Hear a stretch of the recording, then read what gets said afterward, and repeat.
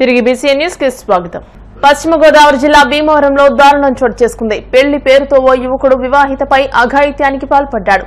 తనకు కాకుండా పోతోందన్న కోపంతో ఆమె గొంతు కోసేశాడు. దీంతో తీవ్రంగా గాయపడ్డ మహిళ ఆసుపత్రి పాలైంది. సంఘటనకు సంబంధించి పోలీసులు తెలిపిన వివరాల్లోకి వెళితే పశ్చిమ గోదావరి జిల్లా భీమవరానికి చెందిన హేమంత్, అదే ప్రాంతానికి చెందిన నాగమణి అనే మహిళ 4 నెలల క్రితం సన్నిహితంగా ఉండేవారు. వీరి విషయం హేమంత్ ఇంట్లో వాళ్ళకు తెలిసిపోవడంతో అతనుకు 3 నెలల క్రితమే పెళ్లి చేశారు. అయితే వేరే అమ్మాయిని పెళ్లి చేసుకున్నా అతడికి నాగమణి మీద ఇష్టం చావలేదు. పెళ్లి చేసుకోవాలంటూ గత కొద్ది రోజుల నుండి ఆమెపై ఒత్తిడి తెస్తూ ఉన్నాడు. ఈసారి నాగమణి పెళ్లి చేసుకోవడం కుదరదని గట్టిగా చెప్పడంతో హేమంత్ తట్టుకోలేకపోయాడు. తనకు దక్కనిది ఎవరికీ దక్కకూడదని భావించి బ్లేడుతో నాగమణి గొంతు కోసి అక్కడి నుండి పరారయ్యాడు. తీవ్రంగా గాయపడ్డ నాగమణిని స్థానికులు ఆసుపత్రికి తరలించారు. ప్రస్తుతం ఆమె ఆసుపత్రిలో చికిత్స పొందుతుంది. సమాచారం అందుకున్న పోలీసులు ఘటనపై కేసు నమోదు చేసి దర్యాప్తు చేస్తున్నారు. ఈ రోజు భీమవరంలో వివాహిత మీద కత్తితో దాడి అని చెప్పేసి అన్ని ఛానల్స్ లో అలాగే సోషల్ మీడియాలో కూడా రావడం జరిగింది. దీని మీద వివరణ ఇవ్వడం జరుగుతుంది. భీమవరం పట్టణానికి చెందినటువంటి మామిడి సూర్య నాగమణి అని ఈ అమ్మాయి వయసు 30 సంవత్సరాలు. ఆల్రెడీ ఈ అమ్మాయికి మ్యారేజ్ అయింది. 5 years అయింది మ్యారేజ్ అయ్యి. 4 years పాప కూడా ఉంది.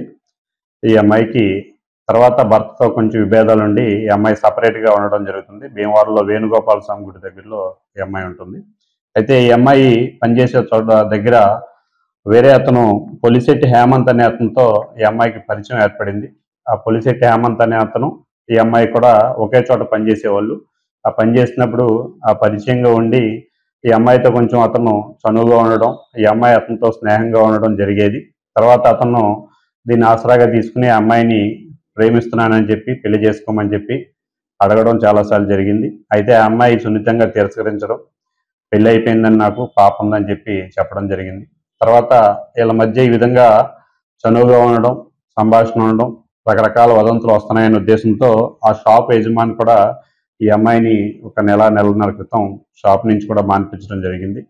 ఏదైతే ఈ పొలిశెట్టి హేమంత్ అని అతను ఉన్నాడో అతను కూడా 3 నెలల క్రితం మ్యారేజ్ అవ్వడం జరిగింది. ఈ అమ్మాయి రిజెక్ట్ చేసిన తర్వాత అతని తల్లిదండ్రులు అతనికి మ్యారేజ్ చేయడం జరిగింది.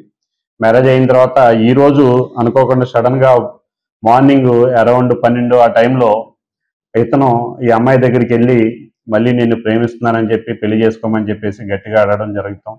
అక్కడ అమ్మాయి తిరస్కరించడం, నాకు పెళ్లి అయిపోయింది, పాప ఉంది, నా బతుకు నేను బతుకుతున్నా, నా దగ్గర రావద్దు, నీకు కూడా పెళ్లి అయిపోయింది కదా, నువ్వు రావద్దని చెప్పేసి ఈ అమ్మాయి గట్టిగా చెప్పడంతో ఒక్కసారిగా కోపోద్రిక్తుడై అప్పటికే అతను తనతో పాటు తెచ్చుకున్నటువంటి బ్లేడ్తో ఈ అమ్మాయి మీద దాడి చేయడానికి ప్రయత్నించడం జరిగింది. వెంటనే ఆ అమ్మాయి తేరుకుని ప్రతిఘటించడంతో అమ్మాయికి ఏదైతే చిన్న మెడ దగ్గర, అలాగే కుడి చెవి దగ్గర, ఎడమ చేతికి కూడా చిన్న రాపుడు గాయాలు అవడం జరిగింది. ఈ చిన్న ఇంజురీస్ అయినాయి, పెద్ద ఇంజురీస్ గట్రా ఏమీ కాలేదు ఈ అమ్మాయికి. వెంటనే ఆ అమ్మాయి ఎక్కడి నుంచి అతనితో తప్పించుకుని బయటకు వచ్చేసి అక్కడ మొగ్దా దగ్గర వాళ్ళ అమ్మగారు ఫ్రూట్స్ అమ్ముతూ ఉంటారు. వాళ్ళ అమ్మగారి దగ్గర రాగానే వాళ్ళ అమ్మగారు వెంటనే ఆవిడని గవర్నమెంట్ హాస్పిటల్లో జాయిన్ చేయడం జరిగింది. ఇతను వెంటనే అక్కడి నుంచి తన బైక్ మీద పారిపోవడం జరిగింది. వెంటనే ఈ విషయం తెలిసిన వెంటనే హాస్పిటల్కి వెళ్ళి ఎంక్వైరీ చేసి ఆ అమ్మాయి దగ్గర స్టేట్మెంట్ రికార్డ్ చేసుకుని కేసు రిజిస్టర్ చేయడం జరిగింది. 307 అంటే మన పాత 307 ఐపీసీ కింద 109 BNS కింద అంటే అటెంప్ట్ మర్డర్ కేసు రిజిస్టర్ చేయడం జరిగింది. ముద్దాయిని పట్టుకోవడానికి మా జిల్లా ఎస్పీ గారు శ్రీ అద్నానయం అస్మి ఆదేశాల ప్రకారం మా డిఎస్పీ గారు జయసూర్య గారి ఆధ్వర్యంలో 4 బృందాలను ఆల్రెడీ నియమించడం జరిగింది.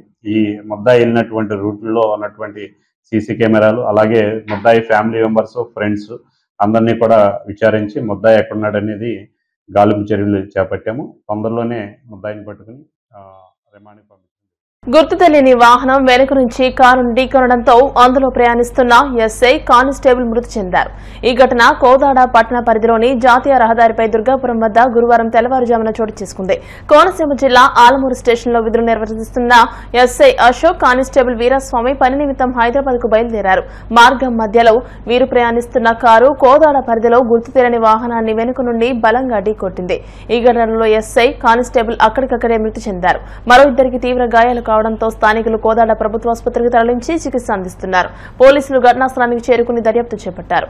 బంగాళాఖాతంలో ఉత్తర ఒరిస్సా పశ్చిమ బెంగాల్ ఆనుకుని అల్పపీడనం ఏర్పడిందని వాతావరణ శాఖ అధికారి తారా స్వరూప తెలియజేశారు. ఇది ప్రస్తుతానికి 7.6 కిలోమీటర్ల ఎత్తులో ఉందని, కొంచెం బలపడే అవకాశం ఉందని అన్నారు. దీని ప్రభావంతో ఉత్తర కోస్తా ప్రాంతాల్లో మోస్తరు నుండి భారీ వర్షాలు పడే అవకాశం ఉందని అన్నారు. 50 నుండి 60 కిలోమీటర్ల వేగంతో గాలులు వీచే అవకాశం ఉందని, దక్షిణ కోస్తాలో కూడా అనేక చోట్ల వర్షాలు పడే అవకాశం ఉందని తెలియజేశారు. ఉత్తరాంధ్ర జిల్లాలో భారీ వర్షాలు, ఉరుములతో కూడిన గాలులు వీస్తాయని అన్నారు. సముద్ర తీర ప్రాంతాలలో ఉధృతమైన ఈదురుగాలులు వీస్తాయని, మత్స్యకారులు వేటకు వెళ్లొద్దని సూచించారు. ఉపరితల ఆవర్తనం ఈ రోజు కొంచెం మీదకెళ్లి ప్రస్తుతానికి అయితే వాయువ్య బంగాళాఖాతంలో ఉత్తర ఒరిస్సా పశ్చిమ బెంగాల్ తీర ప్రాంతానికి ఆనుకొని ఏర్పడింది. ఇది ప్రస్తుతానికి అయితే 7.6 కిలోమీటర్లు ఎత్తులో, ఉపరితలానికి 7.6 కిలోమీటర్ల ఎత్తులో ఉంది. ఇది ఇంకొంచెం బలపడి అల్పపీడనంగా ఏర్పడే అవకాశం ఉంది. ఈ అల్పపీడనం కూడా ఈ వాయువ్య బంగాళాఖాతం ఆనుకొని ఉన్న ఒరిస్సా, దక్షిణ పశ్చిమ బెంగాల్ ప్రాంతంలోనే ఏర్పడే అవకాశం ఉంది. దీని ప్రభావం వల్ల మనకి మన రాష్ట్రంలో వర్షాలు పడే అవకాశం ఉంది. నార్త్ కోస్టల్ ఆంధ్రప్రదేశ్ అంటే ఉత్తర కోస్తాలోని ఎక్కువ ఒక మోస్తరు నుంచి తేలికపాటి నుండి మోస్తరు వర్షాలు లేదా ఉరుములతో కూడిన జల్లులు విస్తారంగా పడే అవకాశం ఉంది. అంటే చాలా మోస్ట్ ప్లేసెస్లో పడే అవకాశం ఉంది. ఈ థండర్ స్టార్మ్స్ కూడా పడే అవకాశం ఉంది. దీంట్లోని గాలులు 50 నుంచి 60 కిలోమీటర్ల వేగంతో వీచే అవకాశం ఉంది.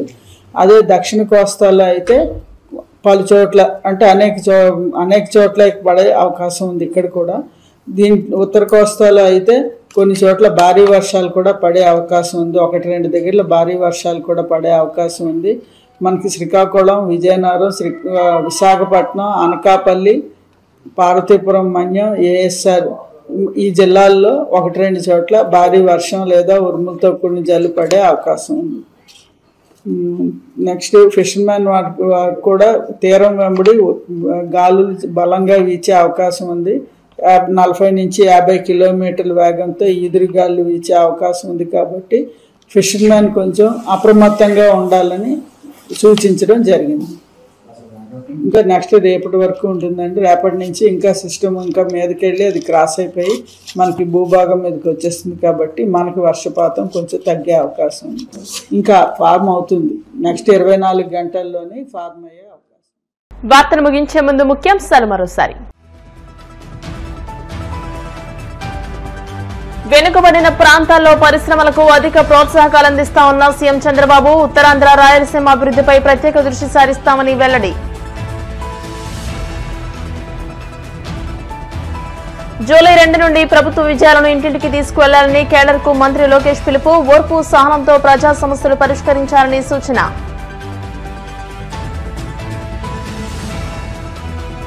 వైసీపీలో చేరిన టీడీపీ సీనియర్ నేత సుగవాసి బాలసుబ్రహ్మణ్యం. కండువా కప్పి పార్టీలోకి ఆహ్వానించిన మాజీ ముఖ్యమంత్రి జగన్మోహన్ రెడ్డి. పశ్చిమ గోదావరి జిల్లా భీమవరంలో దారుణం. పెళ్లికి నిరాకరించిందని వివాహిత గొంతు కోసిన యువకుడు. ఈ వార్తలు ఇంతటితో సమాప్తం. మరిన్ని వార్తల కోసం BCN digital YouTube channel, Facebook page ని ఫాలో అవ్వండి. అప్డేటెడ్ వార్తల కోసం ప్లీజ్ సబ్స్క్రైబ్.